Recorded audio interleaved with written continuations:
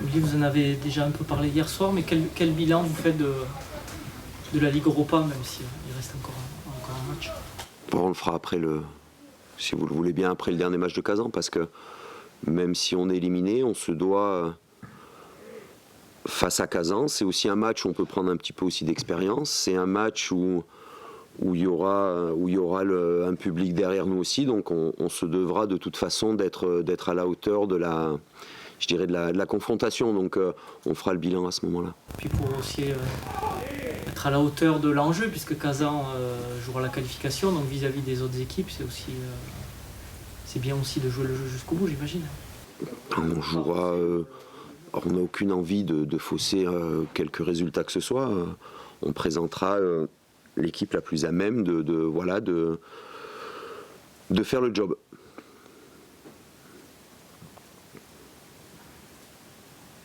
Est-ce que, avec c'est encore chaud, quelques heures de recul, quelles images vous gardez du match d'hier quand même? Est-ce qu'il y a dans le positif et le négatif? Bon, un petit peu de frustration parce que je pense qu'on a un petit peu manqué d'ambition dans le jeu en première période. Ce qu'on a vu en deuxième mi-temps, notamment sur les 25 dernières minutes, quand on enlève un petit peu le frein à main, et quand on joue, on a quand même poussé cette équipe de Liverpool dans ses 18 mètres sur les 20 dernières minutes, et même si aussi je pense que Liverpool était un peu dans une forme de gestion, on a quand même su faire de bonnes choses, et c'est ce qui doit donner encore plus confiance à ce groupe-là. Le vestiaire, vous l'avez ce matin, entre déception déjà projetée sur Caen, comment Il y aura un petit peu de tout, un petit mélange de tout, de frustration, de déception, de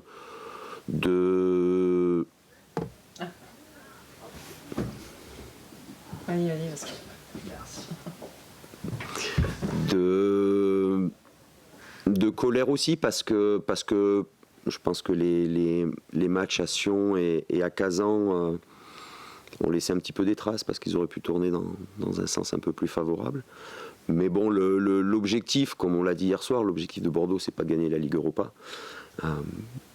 C'est par rapport à la politique du club de formation, c'est également de donner du temps de jeu à ces jeunes, de leur faire prendre de l'expérience et de les faire progresser. Et je pense que cette compétition aura fait progresser ce groupe. Oui. Justement, je crois qu'il y avait au moins 7 joueurs qui ont joué leur premier match de Coupe d'Europe cette année. Est-ce que vous sentez déjà que ça leur a servi, ou c'est encore... c'est encore trop frais pour voir si ça leur aura servi, mais ça va forcément leur servir de toute façon. Oui. Un joueur comme Enzo Crivelli, on a senti qu'après son but, par exemple à Almaty, qu'il avait quand même pris une autre dimension. Il y a peut-être une... Je pense pas que ce soit le match en lui-même ou la Coupe d'Europe qui lui ait fait prendre une autre dimension. Je pense que c'était surtout de la confiance. Et aussi peut-être après Almaty, c'est des choses qu'on n'évoque pas souvent dans des conférences de presse, mais je pense aussi que le regard des autres joueurs sur Enzo avait changé. Il s'est peut-être senti aussi plus valorisé grâce au regard de ses partenaires, ce qui lui a donné l'envie de travailler encore plus fort. La mauvaise nouvelle de la soirée, au-delà de la défaite, c'est la suspension de Nicolas Pallois. Vous êtes aussi convoqué, comment vous réagissez à ça? On en parlera après la convocation de la commission de discipline. Mais bon, Nicolas, il est au moins absent pour 5 matchs, même s'il est blessé, c'est quand même... Oui, il est blessé de toute façon. Oui, il est blessé, mais bon, c'est quand même, malgré tout... Ça montre bien qu'on a le droit quand même d'avoir un peu de frustration quand on se fait blesser un joueur pour plusieurs semaines. Et qu'il n'y a aucune sanction, je dirais, sur le joueur responsable de la blessure, forcément on a le droit d'être frustré. Ça n'excuse pas certains comportements, mais on sait aussi qu'on est dans un métier, dans un monde où il y a énormément d'émotions. Et le contrôle des émotions n'est pas toujours je dirais, n'est pas toujours ou possible ou réalisable. On a vu que Pablo s'entraînait encore à part. Est-ce qu'il peut jouer dimanche et Non. Donc Non. ça vous pose un problème ponctuel déjà de défense centrale parce que la il va revenir rapidement, je pense. Ouais. Ça va un petit peu mieux, mais ça risque d'être encore trop court, oui, pour dimanche. Ouais. Oui. Et la mine aussi est sur une journée et demie, on va dire, donc c'est qui serre les dents. C'est ça Ouais. qui est... Il faut serrer les dents. Puis ça reste que du foot. L'adversaire, oui, Caen, ça vous inspire quoi? C'est une équipe qui tourne bien, qui est assez offensive. C'est surprenant pour cette équipe à ce niveau-là? Offensive, enfin oui et non. Surtout, c'est une équipe qui gagne ou qui perd, sauf contre Angers, dernier match, mais c'est une équipe qui gagne ou qui perd, donc qui a su rester sur la dynamique amorcée en janvier dernier. Un effectif qui a peu changé. Donc c'est pas une surprise de voir Caen là. Peut-être une surprise de ne pas voir d'autres grosses équipes plus proches de Paris, par exemple, mais de voir Caen avec pas forcément à cette position au classement là, mais avec ce nombre de points, non, c'est pas surprenant. Non.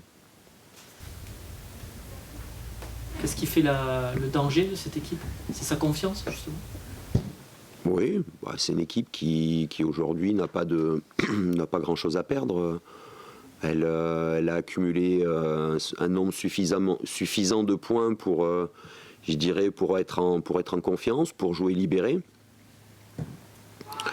Mais tant mieux, si une équipe vient à Bordeaux avec l'intention de jouer au foot, tant mieux. C'est trop peu souvent le cas. Nicolas de Taverneau, déjà il y a quelques temps, avait dit qu'il pourrait y avoir des ajustements à la trêve. Il l'a redit hier dans une interview au Figaro. Quels ajustements vous espérez? J'espère plus dans un sens que dans l'autre. Mais après, on a souvent dit qu'on avait un effectif large. Mais il ne suffit pas d'avoir un nombre large de contrats pro pour avoir un effectif large.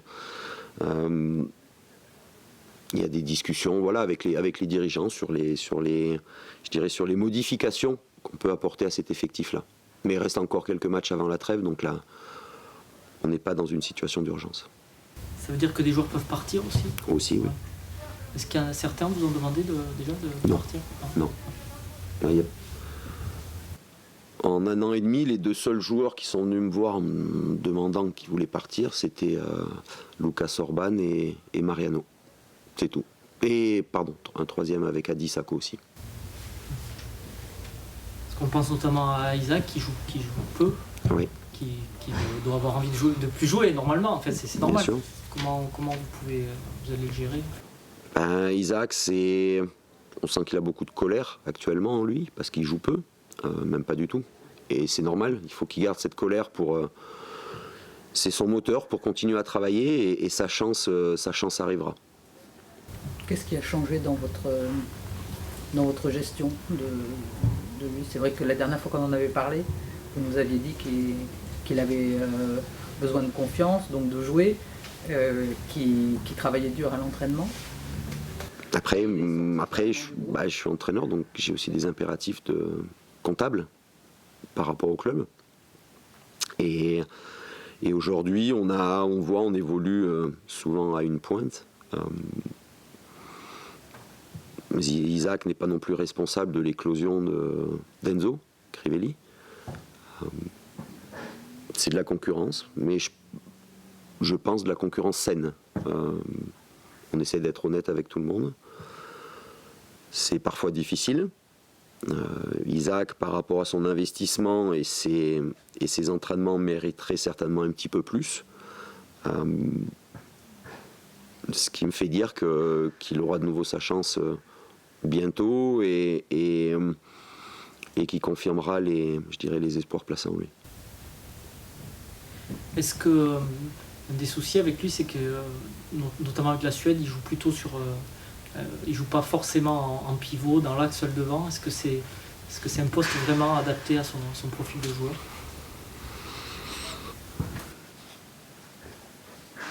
Je crois qu'aujourd'hui, il y a des profils, certes, de joueurs, mais il y a également une adaptation des joueurs à avoir.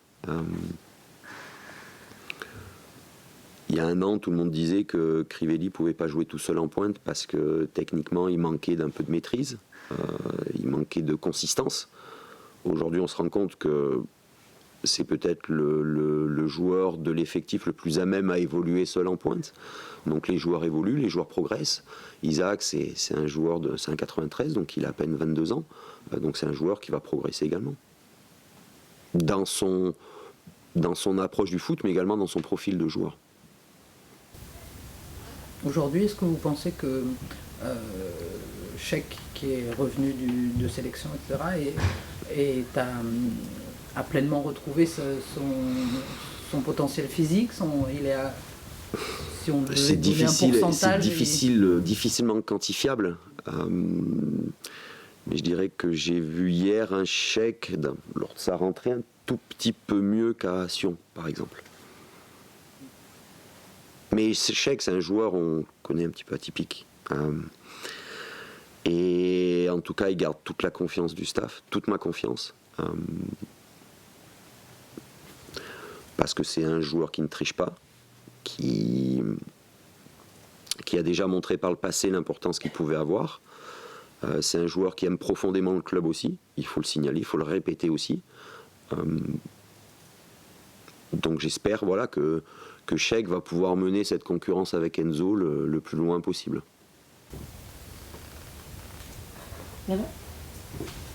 Parfait. Il y a d'autres... non, il n'y a pas de bonbons supplémentaires, de choses par rapport Pas ce matin. au groupe de... Pas ce matin, mais il y a encore une sieste cet après-midi, donc tout est possible. On peut se claquer. Oui, question. Ça vous inspire quoi l'épisode Benzema-Valbuena en tant qu'ancien international?